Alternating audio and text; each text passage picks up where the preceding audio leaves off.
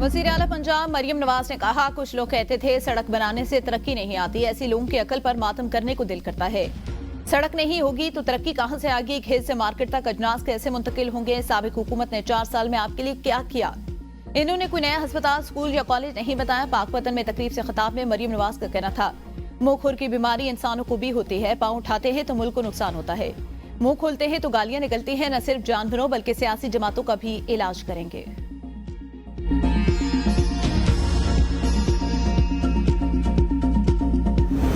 वज़ीर आला अली अमीन गंडापुर ने मुल्क में नए सूबों के कयाम का मुतालबा कर दिया। कहते हैं पाकिस्तान के कयाम के वक्त 4 सूबे थे, आज भी 4 सूबे। बादशाहत के माइंड सेट वाले इख्तियारात बांटना नहीं चाहते। अगर इंसामी यूनिट्स बनाए जाएं तो 90% मसाइल हल होंगे। पेशावर में तकरीब से खिताब करते हुए वज़ीर आला का कहना था, कशकोल तोड़कर हर इदारे को पांव पर खड़ा करना होगा। नैब अरबों रुपए खर्च कर रहा है, नैब और एंटी करप्शन वाले बदउनवानी का खात्मा नहीं कर सकते तो उन्हें क्यों बिठाया गया? इदारे और निजाम ताउन की बजाय एक दूसरे को कंट्रोल करने में मसरूफ। बड़ी बड़ी बिल्डिंग्स की बजाय उनके अंदर सहूलियात की फराहमी यकीनी बनानी होगी।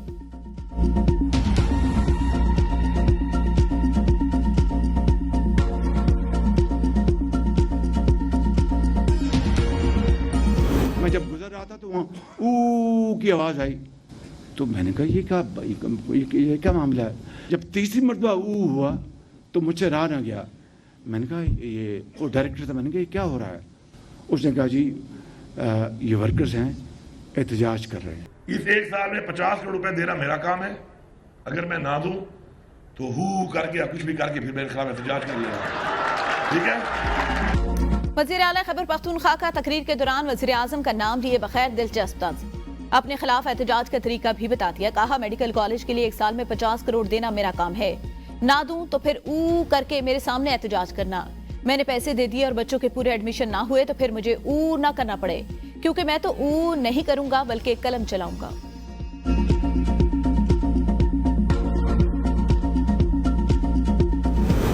वज़ीर इत्तलात पंजाब अज़मा बुखारी की हफीजुल्लाह नियाज़ी पर तनकीद। कहा, हफीजुल्लाह नियाज़ी यकीनन तकलीफ से गुजर रहे हैं।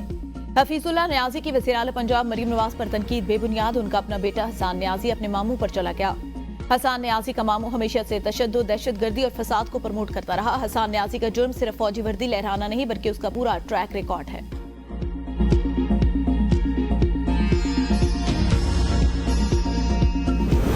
सानिया डीचॉक के हवाले से वज़ीर आज़म को एतमाद में नहीं लिया गया। हुकूमत के पास मुज़ाकरात का इख्तियार नहीं, इनको लाने वाले अहम हैं। पीटीआई रहनुमा जुनैद अकबर की एबीएन न्यूज से खुसूसी गुफ्तगू।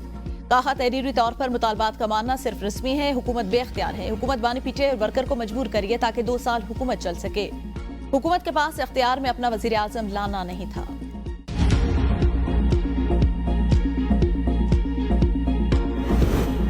पीटीआई सेनेटर सैफुल्लाह अब्दो अहल करार। इलेक्शन कमीशन ने फैसला सुना दिया। सेनेटर शहादत अवान का रेफरेंस खारिज। सेनेटर शहादत अवान और माजिद महमूद ने सेनेटर सैफुल्लाह अब्दो के खिलाफ दरख्वास्त दी थी।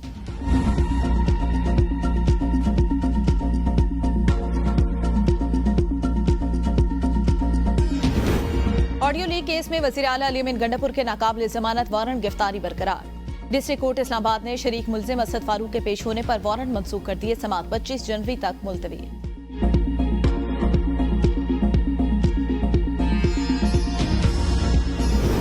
वफाकी वजीर बराए तवानाई अवैस लगारी कहते हैं, हमारी ख्वाहिश है बिजली का रेट 50 रुपए कम हो जाए। IMF से कैप्टिव पावर प्लांट पर बातचीत जारी। 10 से 12 रुपए फी यूनिट तक बिजली सस्ती कर सकते हैं। कौमी असम्बली की कामी कमेटी बराए तवानाई के इजलास में वफाकी वजीर अवैस लगारी कहते हैं, बगास के 8 प्लांट्स का जायजा लेने जा रहे हैं। इसके मजीद 16 प्लांट्स की नजरसानी भी करने जा रहे हैं। इसके बाद हुकूमती प्लांट्स के रिटर्न ऑन इक्विटी के बारे में बात होगी। इस माह के आखिर तक कैप्टिव प्लांट्स का मामला हल हो जाएगा। घरेलू सार्फिन के लिए बिजली 4 रुपए तक सस्ती हो चुकी।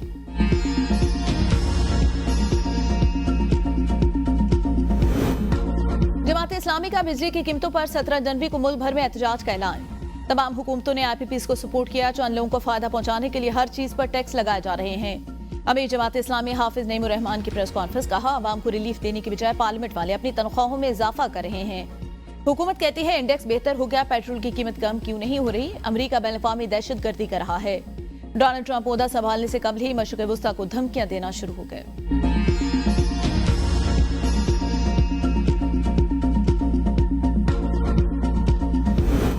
जमीयत उलमा इस्लाम ने सूबों में मदारिस की रजिस्ट्रेशन के लिए मुसवदा तैयार कर लिया। मतन के मुताबिक जो मदारिस रजिस्टर्ड नहीं वो अपने आप को वजारत तालीम के डायरेक्टर जनरल के साथ रजिस्टर करवा सकते हैं। दीनी मदरसा ऑडिट रिपोर्ट जमा कराएगा। कोई भी दीनी मदरसा ऐसा लिटरेचर नहीं पढ़ाएगा जो अस्करियत पसंदी को फरोग देता हो।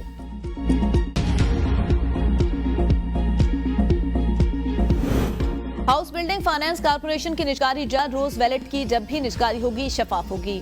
पीआईए के परवाजों के लिए यूरोपीय रूट खुल गए। एफबीएचसी की निजकारी बोर्ड और काबीना कमेटी ने मंजूरी ली जाएगी। सेक्रेटरी वजारत निजकारी की कायमा कमेटी को ब्रीफिंग। कहा एचबीएफसी की निजकारी की मंजूरी के बाद खरीदार को कीमत के तयन का कहा जाएगा। कमेटी रुकन ख्वाजा शिराज कहते हैं निजकारी में सिर्फ एक ही बोली दहिंदा क्यों रह जाता है? क्या हुकूमत निजकारी में संजीदा है या सिर्फ सब नुमाइशी हो रहा है? पीआईए में जंग हसाई के बाद एचबीएफसी के लिए भी एक बिडर है। चेयरमैन फारूक सत्तार कहते हैं हमें यूसुफ बनने में वक्त लगेगा तभी कीमत लगेगी। पीआईए के मालियाती मुशीर की कारकर्दगी कैसी रही ये देखना भी जरूरी है। सेक्रेटरी निजकारी कमीशन ने बताया पीआईए के लिए 6 बिडर्स में से 5 चले गए और आखिर में सिर्फ एक रह गया। पीआईए के दोबारा निजकारी के लिए अहलियत का नया ड्राफ्ट भी बना रहे हैं।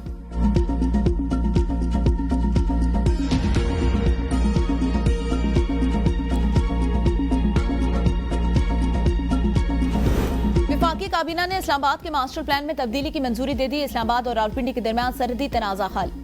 इस्लामाबाद के कुछ हिस्से रावलपिंडी कंटोनमेंट बोर्ड के इंतजामी दायरे में शामिल कर दिए गए। काबीना ने ग्रीन एरिया को रिहायशी सेक्टर में तब्दील कर दिया। H13, H14, H15 और H17 के 4 सेक्टर में जुनूबी हिस्सा इदारों के लिए, शुमाली हिस्सा ग्रीन एरिया और बफर जोन के लिए मख्तस था। ये 4 सेक्टर जो है वो जेर जमीन के हुसूल में मुस्तस्ना है और इनका इंतजाम खुसूसी कवायद के तहत होगा।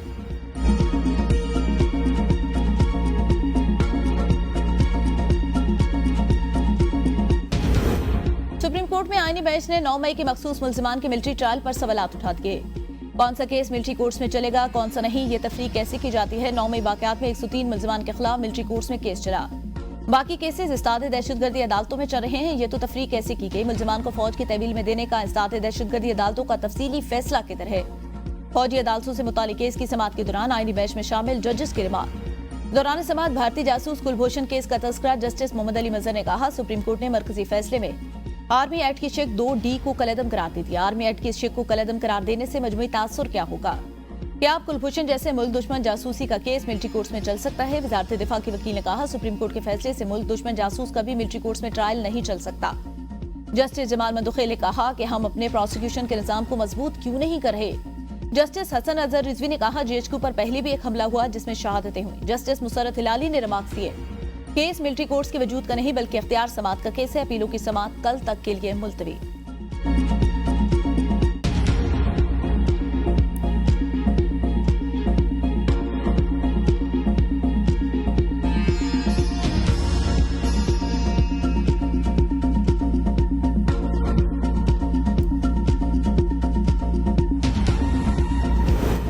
एडिशनल एडवोकेट जनरल पंजाब ने मुजमान को कैद तन्हाई में रखने से मुतालिक रिपोर्ट सुप्रीम कोर्ट में पेश कर दी। कहा मुजमान को सुबह 7:30 बजे नाश्ते के बाद लॉन में छोड़ दिया जाता है। शाम 5 बजे तक मुजमान बाहर रह सकते हैं। जस्टिस जमाल ने इस्तफसार किया कि कौन सा है, डेथ सेल वाला लॉन तो नहीं। एडिशनल एडवोकेट जनरल ने कहा नहीं सर, ये वाला लॉन नहीं है जो आपने देखा है। घर से मुजमान को मैट्रेस भी दिए गए। फैसल सदीकी ने कहा इसका मतलब है घर वाला माहौल है। जस्टिस मुसर्रत हिलाली ने रिमार्क दिए आपने गलत बयानी की तो हम जेल इस्लाहात कमेटी से रिपोर्ट मंगवा लेंगे। एडिशनल एडवोकेट जनरल पंजाब ने कहा मुझे 30 साल प्रैक्टिस करते हो गए, मैं क्यों झूठ बोलूंगा। जस्टिस मुसर्रत ने रिमार्क दिए मैं भी केपी में एडिशनल एडवोकेट जनरल रह चुके, हुकूमत के वकील होते हुए हमें हुकूमत को सपोर्ट करना पड़ता है।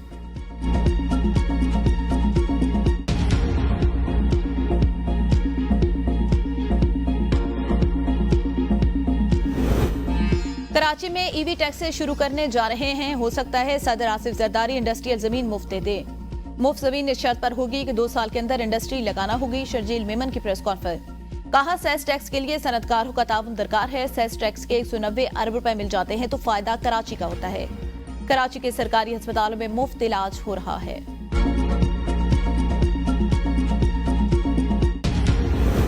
एमडी कैट का टेस्ट बायोमेट्रिक करने की तजवीज। वीसी सखर कहते हैं अगर पूरे मुल्क में एक जैसा पेपर हो तो बच्चों को कोई मुश्किल न होगी।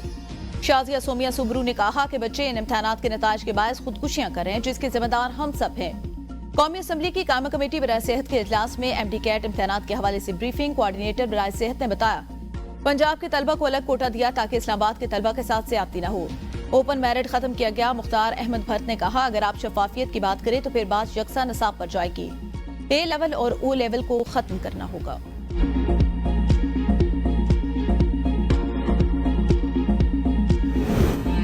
आज़मीन हज के लिए है खुशखबरी। रह जाने वाले आज़मीन के लिए कल 10 जनवरी से पहले आइए पहले पाइए की बुनियाद पर दरख्वास्तें वसूल की जाएंगी।